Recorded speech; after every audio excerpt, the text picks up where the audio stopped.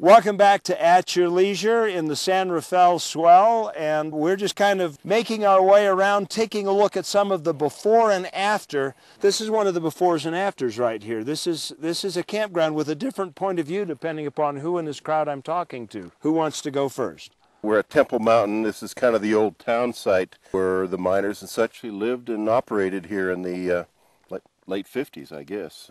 Before we came in and manipulated it, fixed it up, or at least fenced it here, was just a kind of a free-for-all. People would come in and park all over, and so we tried to contain that and define it, also make a place more friendly for some of the larger units that we're getting now, a level place to park. And you call this what? We affectionately refer to this as the three-person campground.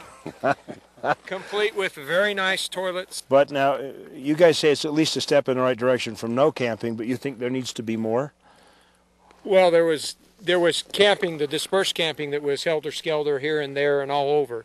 They're the experts. They've made the decision that that's not the way to move forward. There is dispersed camping still available. And we don't want to tell you there isn't. Right. Because there is. There was just a need to kind of consolidate some of the dispersed camping in this location here, so they pooled it together and says, okay, we're going to make two large campgrounds here with some toilets. Let's change subject here and talk a little bit about some of the other befores and after throughout the Swell. Everybody pick one or two. Let's just find out about a couple of the befores and after where it's greatly improved.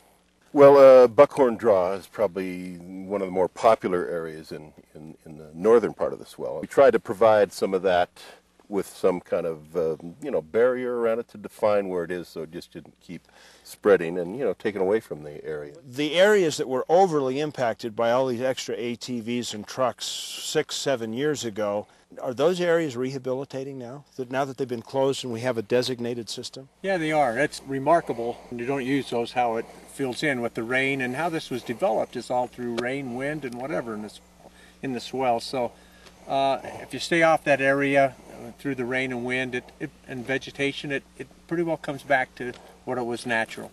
So I guess if I had to sum this all up, the users think that this is going the right direction. Well, it's not perfect, but the management also thinks it's going in the right direction. So at least it's moving, even though it's not to the satisfaction of everybody. Is that right? I would say so. Absolutely. From our perspective, collaboration is the way to go. It's where we're going to. I was encouraged to hear Alan call us experts. Trust me. That's not what Alan normally calls me. Yeah, but you can't say what he usually calls you on TV, huh?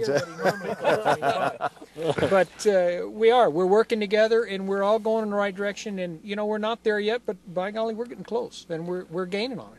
Maybe not that close, Scott, but we still love you guys. Yeah. It's actually very encouraging to see this kind of motion. We're going to find out a little bit more about it, though. Right now, it's time for us to take a look at this week's trailhead adventure.